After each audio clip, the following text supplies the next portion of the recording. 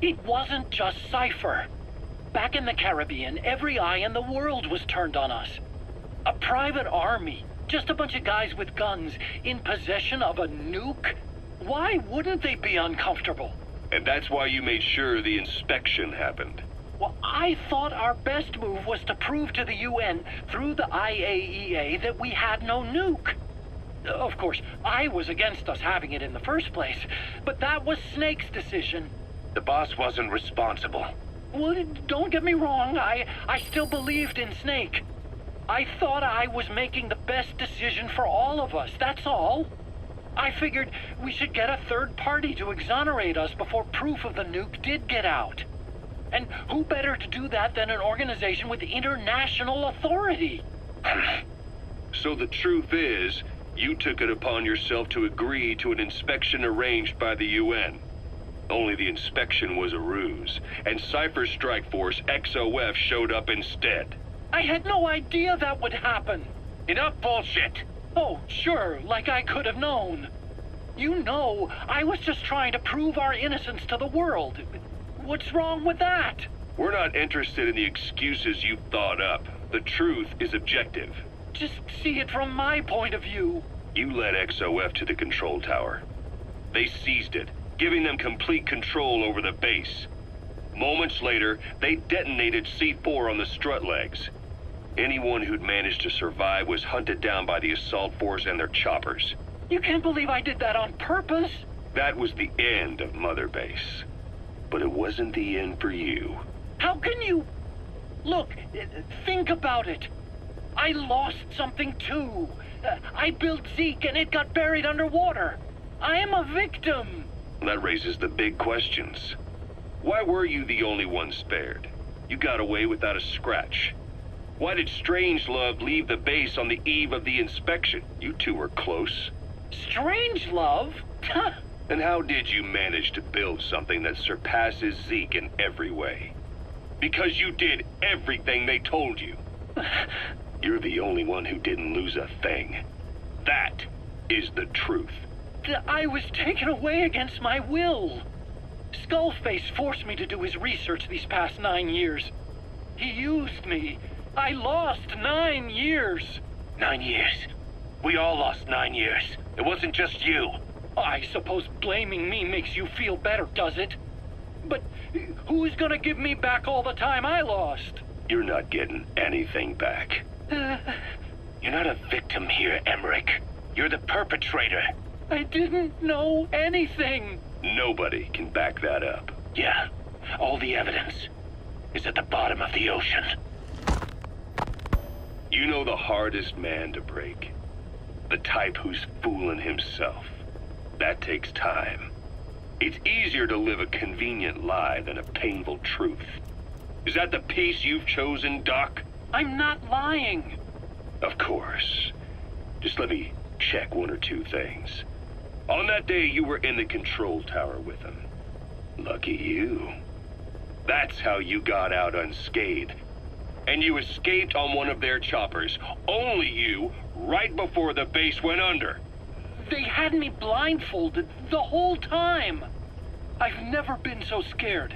The whole flight, I thought they'd kill me. But thinking of you kept me going. My comrades, all the way. And? There was a plane journey, and then we traveled by road. When they finally took off the blindfold, I was in kind of a warehouse, on the floor. Afghanistan, it was that research lab. I couldn't believe they'd taken me halfway around the world. And soon enough, he came. Skullface. He's the one who's really behind that Mother Base attack. He forced me into that research. What kind of research? He told me to build a bipedal walking tank for the Soviet Union. Like Peace Walker. A system that could fire an ICBM-class nuclear weapon. That's how the Sahelanthropus project got started. Sahelanthropus. Those AI weapons I'd made in Costa Rica were like toys by comparison. A whole world apart from reptilian four-legged crawling and that ridiculous hunched-over bipedal waddling. My design evolved to the dawn of mankind. Sahelanthropus, the first steps towards humanity. An upright, bipedal weapon system. Originally, Sahelanthropus was going to be a manned weapons platform. I designed a cockpit in its head, and I planned to fill it with water as a buffering agent. Like how Paz modified Zeke for human control. Don't compare me to some amateur. I designed it for human control from the beginning. The problem was miniaturizing the posture control AI. You remember the reptile pod? The AI that controlled your unmanned weapons. Attaching it externally makes it vulnerable, so this time I wanted it beneath the armor. Meaning I had to make the AI smaller. I got it down to less than 1/10 the size without any loss in computation speed. But it was still too big for the cockpit. There wasn't enough room for the pilot. If I made the head bigger, its body would have to be bigger to support it. Too big to be practical. In the end, human piloting was taken off the table. I tested a remote control system too, but there was the time lag and I wasn't satisfied with its precision either. Plus, it would be useless if the enemy jammed it. So next, I went back to trying an AI-only system. To do that, I had the AI pods recovered from Nicaragua. This was a hybrid AI, a combination of Peace Walker's reptile and mammal pods. The only AIs that had ever successfully operated an unmanned nuclear weapon system. Really? You'd need some help to get that working. Expert help. Did you work with someone? I worked alone. You did that yourself? Well, that's the thing. The AI didn't pan out in the end either. But I did finally get Sahelanthropus walking by folding over its upper body to lower its center of gravity. The first upright bipedal locomotive weapon system in the history of mankind. I guess, technically it falls into the anthropoid ape category. I don't see the benefit of having it stand taller. On terrain with significant differences in elevation like Afghanistan, you need a body that's vertically adaptable. That also lets it attack from long range while using mountain ridges for cover. So, making it walk upright was the most important factor in giving it superior height capability. As the name suggests, that was the whole point of Sahelanthropus. But I was being pushed for results. Having the AI mounted externally would have been the fastest way to get it working.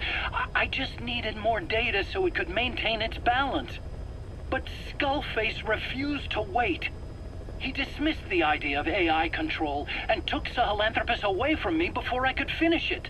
But it was walking when it came after you. That's just it. I don't understand how Skullface got it to move upright, without a pilot or an AI. And walking at that speed, too. It's beyond anything I could have imagined. This is like the Wright brothers making it to the moon. I'm just as clueless as you are. So this Sahelanthropus, where is it now?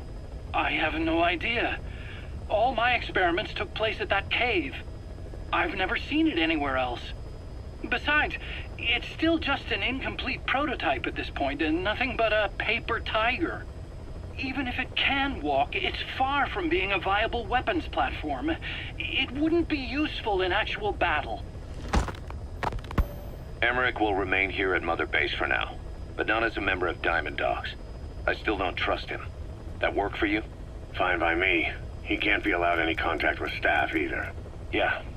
A lot of the guys would love some payback for 9 years ago. We still need him alive.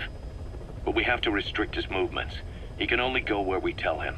And of course, the interrogations will continue. He worked for that skull bastard for nearly a decade. He still has more to tell us. How long are we gonna press him? If our investigation shows he really had nothing to do with the attack, we'll reconsider his place here. But I don't expect that to happen. Remember that water tank-shaped object in Emmerich's lab in the Soviet base camp? The thing that started talking to you like a possessed answering machine.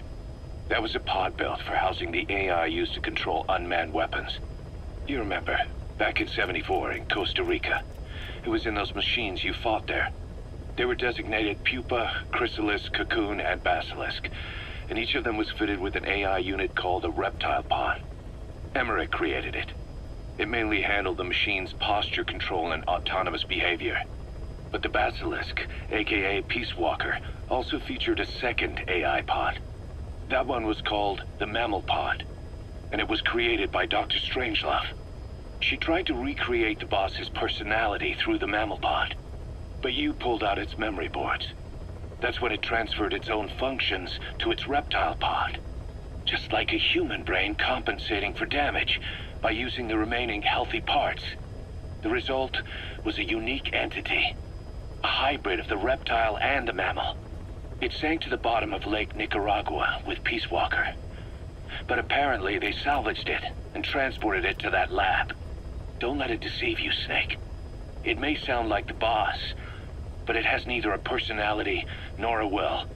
Like Emmerich says, it's just a machine.